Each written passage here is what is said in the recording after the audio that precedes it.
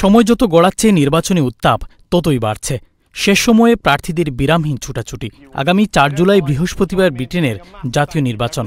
মূলধারার রাজনীতিতে বাঙালিদের সম্পৃক্ততা তুলনামূলক কম হলেও নির্বাচনী হাওয়া লেগেছে কমিউনিটিতে।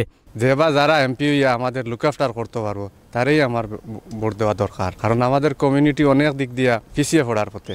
এবং আমরার জন্য আমাদের ইমিগ্রেন্টের জন্য যে ভালো তাকেই আমরা ভোট দিব। আমি ও সেন্সেও আমি ভোট দেওয়ার চেষ্টা করবো যারা পজিটিভভাবে গাজারে নিবা, যে এমপিও নিবা বা যে দলেও নিবা। তাও আমি বেনিফিটেড হইলাম পইলা টানগেস থেকে না, খালি কইলা আরও শেষ।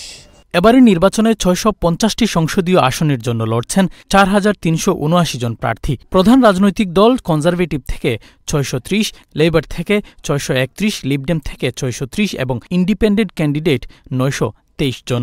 বিভিন্ন আসন থেকে নির্বাচন করছেন ৩৩ জন বাংলাদেশি প্রার্থী। এর মধ্যে ১২ জনই স্বতন্ত্র প্রার্থী। প্রায় সবাই গাজা যুদ্ধ ইস্যুকে কাজে লাগিয়ে নির্বাচনী বৈতরণী পার হওয়ার চেষ্টা করছেন। বিশ্লেষকরা বলছেন, দেশের অর্থনীতি, NHS, cost of living, housing সমস্যার কথা বিবেচনা করে ভোট প্রদান করা উচিত। কাকে ভোট দিবেন আপনারা জেনে শুনে বুঝে বিবেক ইউজ করে ভোট দেবেন। যিনি ডেলিভারি দিতে পারবে, যিনি আপনার উইশ, ডিজায়ার, চাওয়া পাওয়া এবং আপনার সেন্সিটিভিটি পার্লামেন্টের দক্ষতার সাথে রিপ্রেজেন্ট করতে পারবে, তাকে ভোট দেবেন। যদি আপনি মানুষের পাশে দাঁড়াতে চান তাহলে গাজার ইস্যুর পাশাপাশি আমি মনে করি যে কস্ট অফ লিভিং থেকে শুরু করে, এনএইচএস থেকে শুরু করে, এডুকেশন থেকে শুরু করে, আনএমপ্লয়মেন্ট ইস্যু যেটা রয়েছে, হাউজিং ইস্যু যেগুলো রয়েছে, এর প্রত্যেকটা বিষয় নিয়ে ভয়েস রেজ করা উচিত। কেননা আমরা যদি নিজেরা ভালোভাবে বাঁচতে না পারি তাহলে প্রতিবাদের যে শক্তিটুকু, সেই শক্তিটুকু আমরা হারিয়ে ফেলব।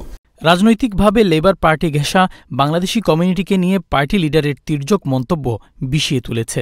এ বিষয়ে লেবার নেতাকে একটি চিঠি দিয়ে বাংলাদেশ হাইকমিশনের পক্ষ থেকে কমিউনিটির মানুষের উদ্বেগের কথা জানানো হয়েছিল। ১ জুলাই জবাব দিয়েছেন লেবার নেতা স্যার কিয়ার স্টারমার। এতেও তিনি বাংলাদেশি কমিউনিটি এবং বাংলাদেশের সাথে তার বন্ধুত্বপূর্ণ সম্পর্কের কথা উল্লেখ করে ডেইলি সানে তার মন্তব্য এডিট ভার্সন সার্কুলেট করা হয়েছে বলে হাইকমিশনের চিঠির জবাবে উল্লেখ করেছেন। যদিও এরই মধ্যে সানের পুরো বক্তব্য কমিউনিটির মানুষজন শুনেছেন। গাজা যুদ্ধ এবং ইমিগ্রেশন ইস্যুসহ সব মিলিয়ে মূলধারার রাজনৈতিক দলগুলোকে অনেকে বলছেন মুদ্রার এপিট আর ওপিট।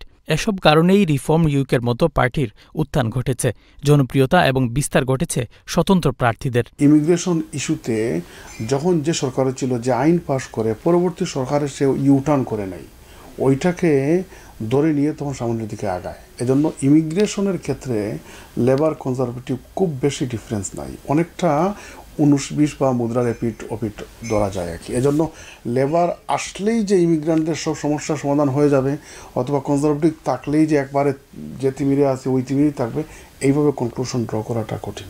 ইন্ডিপেন্ডেন্ট প্রার্থীরা যে এজেন্ডাগুলো নিয়ে এসছে সেগুলো অনেকে মনে করছে যে না ঠিক আছে, যারা বড় দল করে তাদের নিজস্ব বলার তাদের কোনো ভয়েস নেই, সে কারণে তারা ইন্ডিপেন্ডেন্ট প্রার্থীর দিকে ঝুঁকে যেতে পারে। তাদের মধ্যে কিন্তু একটা সংকট তৈরি হচ্ছে। কে কাকে এন্ডোর্স করছে, কোন কমিউনিটি অর্গানাইজেশন, কোন মসজিদ কাকে এন্ডোর্স করছে, এ নিয়ে একটা বড় ধরনের সংকট আমরা দেখতে পাচ্ছি। কাজে এটার একটা খারাপ দিক হচ্ছে যে আমরা স্পষ্টতই বুঝতে পারছি যে কমিউনিটির ভেতরে ঐক্যটা অনুপস্থিত। জরিপ মতে প্রধান দুই দল কনজারভেটিভ ও লেবার পার্টির জনপ্রিয়তা কমেছে। নির্বাচনী প্রচারণা শুরুর সময়ের চেয়ে ৪% জনপ্রিয়তা কমে কনজারভেটিভ পার্টি দাঁড়িয়েছে ২১%। অন্যদিকে লেবার দলের জনপ্রিয়তা ৩% কমে দাঁড়িয়েছে ৪১%। কিন্তু জনপ্রিয়তা বেড়েছে নাইজেল ফারাজের রিফর্ম ইউকের। দলটির জনসমর্থন দাঁড়িয়েছে ১৫%। Shariful Islam Chowdhury, channels news, London.